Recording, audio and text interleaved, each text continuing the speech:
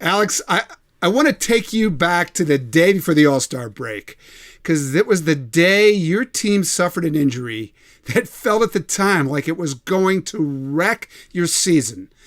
It's the day Ronald Acuña Jr. hurts his knee. He's out for the year.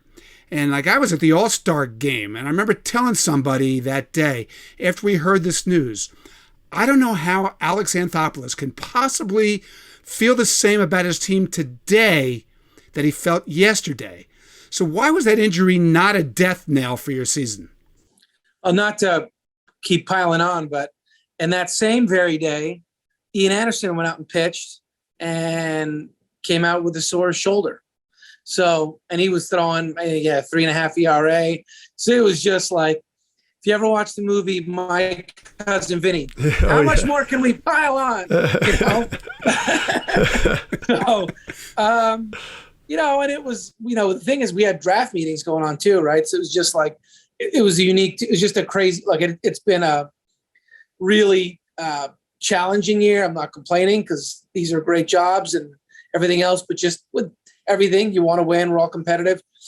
Yeah, Saturday, Acuña, we get the news on Sunday that he's done for the season. Then Ian Anderson comes out with the sore shoulder, and we were going to be waiting on an MRI the Tuesday of the All-Star break. So, we didn't know what to expect there. And it was not a good feeling going into the All-Star break on the Monday, and we were in the middle of the draft as well.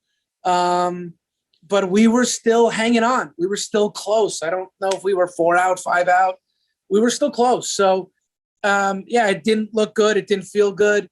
I've just been part of a lot of teams that haven't made the playoffs, won, or have been out of it and not played meaningful games into September. And Doug knows you get to August and fantasy football is the big thing. You're facing a tough starter and you're out of it. Guys all of a sudden come up with quads and hamstrings and I just can't go today. And they start dropping like flies. It's just a miserable way to live. And obviously the fans experience it too. And, I just think as long as you have a chance, I think you owe it to so many people, the staff, the fans, ownership, your players, your clubhouse, to keep trying and keep going. Yeah, so let's go back to that point in time because you're dealing with all this news, you're juggling all the draft stuff, and while all this is going on during the All-Star break, you made 2 trades during the break. Okay, right? You trade for Jock Peterson from the Cubs, Stephen Vogt from the Diamondbacks. So how did those deals come about? And maybe more importantly, were you trying to send a message to your team when you made them? Yeah, so it was like you said, it was a really crazy time. So, I'm Canadian, and my wife's side of the family is still up in Canada. So they normally head back to just outside of Toronto for the summer. So they had left at the end of June 27th, and I hadn't seen them in about 3 weeks. And I was planning on heading back to Canada too. And there's all kinds of laws and restrictions to get in. So I was only going to get there because we were back at home on Friday. So we had the draft, and I was only going to get back for a day or two, and I hadn't seen them in 3 weeks. So as you can imagine, when I got back and, we got quality time, we're going to squeeze out these 48 hours, things changed. So, I felt like, and organizationally, we needed to try to do something. It definitely looked bleak, and it was important in my mind to send a message to the clubhouse that we weren't pulling the plug. I had a very good sense that the minute we reported back on Friday, the conversation was going to shift to, sky is falling, Anderson's out, Acuña's out for the season now. We'd obviously lost Ozuna, Darno, and Noah, a lot of other players. And I felt like the topic was going to change to, you guys are selling, who's going? And that was going to permeate the clubhouse. And, we weren't ready to go that route. So I called Jed Hoyer during the All-Star break. He was trying to juggle the same things. We were both hadn't spent time with family, and he had a lot of things going. And I just explained to him that I would do more and pay more for a deal now. I was very transparent.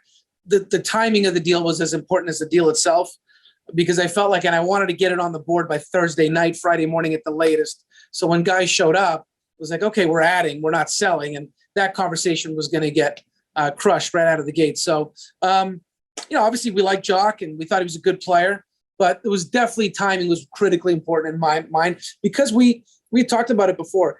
Our 2 weeks of games coming out of the break were against really, really good teams. The Brewers, the Padres, Tampa Bay. We had 5 against the Mets, the Phillies. We had a meat grinder those last 2 weeks. So it was important. I felt like from a morale standpoint, our guys we were going to move forward, and I was going to continue to try to add. And we were, as an organization, going to continue to try to add.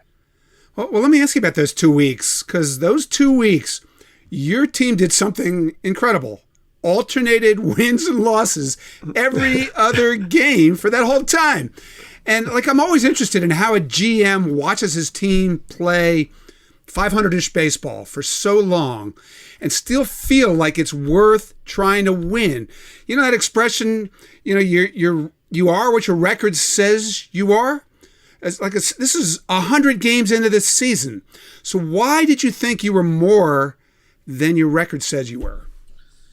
No, I think there was a few components, and you're right. We, being around the 500 mark in that stretch was a good outcome considering how things had been going and the players that we had lost and so on. And I think generally speaking, our run differential was pretty solid. I think it was as good as anyone in the NL East. So that was a quick indicator from that standpoint. We had a bunch of players that obviously were really talented, but weren't playing up to what they had done in the past. And they had all the ability. It's not like they had lost their talent or ability. And you felt like at some point there'd be a regression of the mean, that these guys were going to start playing better. And the other component was, Ian Anderson, we felt like would be back at some point in August. Anoa would be back at some point in August. Darno would be back at some point in August. So those are really impactful guys. And you still have another 6 weeks left, but we had 60 games left. 60 games, a lot of games. And, I give our manager, our coaches, our players all the credit in the world because they kept us close. And we tried to make trades all season, but very few clubs are motivated to make deals early, both from a competitive standpoint, fan base, clubhouse. It's tough to start selling. So most times these deals happen at the end of July. So to have to wait pretty much till the end of July to be able to add your players and your coaches and your manager, you need to be able to keep the team close, and they did that. They certainly deserve all the credit for being able to keep the club close until we were able to add. Yeah, well, Alex, I'm always curious about the communication from operations, from general manager seat to the players. You've outlined very clearly your belief in this team. How does that message get to the players in terms of, saying, hey, we're in this? Is that something you communicate directly through the manager? What's your communication approach with that? Yeah, so I didn't talk to anybody. I knew obviously you lose Acuña, you lose Ian Anderson, things that already not been going well. And there's a lot of times the general manager, I feel as though, again, this is just from failing and experience, the same way when things aren't going well, you need to show that you're trying. And it may just be sometimes shaking it up, making changes, calling a guy up, doing what you can, trying to add. Sure, you can sit guys down and talk to them and so on. And I didn't have any team meetings or pull guys aside in an office or anything like that at all. But I did, I think, a night before the trade deadline, talk to a few guys because we were on the road. We just got back from the road trip. So it was late at night and just wanted to we had a lot of things going. And wanted to talk to a few of the guys and just let them know where my head was, what we were going to look to do. And look, some of them were just very realistic. Our guys, we have a good group of guys look, we don't know that you'll be able to, are there enough guys out there? We need a lot of needs and so on. And even I think going into the All-Star break and so on, I was seeing one of our teams and I was talking to one of our players. And I was seeing one of our teams in the minor leagues and so on. And he's like, oh, what are you doing there? And I said, look, I want to see, I want to kind of get some eyes on guys. We may be trading some guys away. And, the mindset was just like, man, we're really, I understand if we can't add in light of what's gone on this past year, the injuries, the guys we've missed and so on. It's just, I got it. This just might not be our year. Right. And my response was just like, yeah, I understand. I get it. It's not unreasonable to think that way, but we still have a chance. We still have a good team. No one's really pulled away from this thing. And if we could add some players, we have talent and guys can play better. And, there's definitely a chance there. And, really the one executive who's really impacted me when it comes to this is Billy Beane is really the guy that, I got to know him when I was an assistant to JP Ricciardi, and they're very good friends. And you see it. They never go through these 5-6 year rebuilds and so on. And they have as many challenges as anybody from, financial standpoint and so on. And they always try, they always go for it. And I know his mentality is, if you can just stay close up until the trade deadline, a lot of teams are going to have to make a tough decision to sell, and they're going to fall off. And if you're willing to be aggressive and take some risks and add, you have a chance. And it's a lot more fun doing these jobs when you have a chance to win. So I had my first 5 years as a GM, we didn't make the playoffs. My 6th year, we finally did. And now it's been 5-6 years that been in the playoffs or played important games in a row. And I don't want to go back. I know what it's like. I remember what it's like. I remember well what it's like. And, there's a lot of components in these positions. You feel like, beyond the fan base and everything else, the whole organization, they look to you as well, like stadium employees, all the other side, the people that put it all together, that run the club day in and day out. They live and die with this team too. And sometimes you have to go up and explain yourself to them, and you feel bad because you let them down. You have control over adding players, the roster, and so on. And when a team is out of it and they don't have a chance, it's tough to stomach. So if we're close, I think our mentality, and if we feel we have a real shot, I think we're always going to look to add when we can. All right, so let's talk about deadline day, okay? Now, I don't know if you're going to win the Executive of the Year award, but I felt back then like you were going to win the Executive of the Day award. You traded for 3 outfielders in one day. I was kidding Doug earlier that you traded for every outfielder in America except him. So you can confirm that he was never on your radar screen, right? No Doug Glanville trades? We talked about it briefly. We just want a little more power. So yeah, don't blame you. More plate discipline. Right, that's right. I didn't want to say it. Down. So listen, have you ever traded for 3 outfielders in one day before? And has anybody? Yeah, and look, it wasn't by design. We were trying to do stuff a week before, Monday, Tuesday, Wednesday. Look, I've had this happen a few times, trade deadline. I really don't like doing things the last day. I don't. It's a scramble. There's a lot going on. All 30 clubs are having dialogue.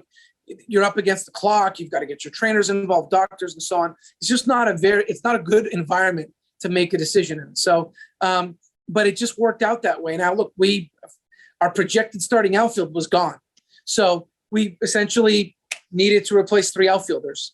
And we got through the season for 4 months with the group that we had, and they did a solid job for us. But we didn't, I definitely don't want to be in that position, have to add that many players and make that many trades. I would much rather be in a position where you're like the Chicago White Sox. And, you need a second baseman, you need a reliever, and you're good because you're winning the division, you're in great shape, and you just need to tweak and so on. But look, we had a lot of work to do. We had a lot of holes.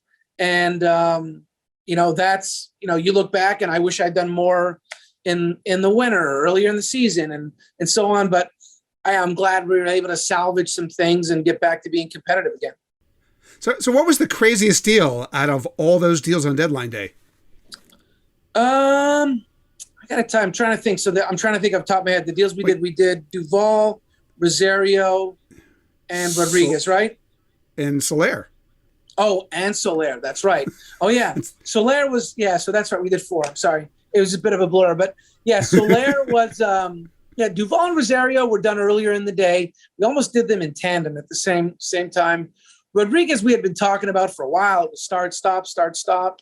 And that one came in. I mean, we agreed with basically 45 minutes to go, an hour to go.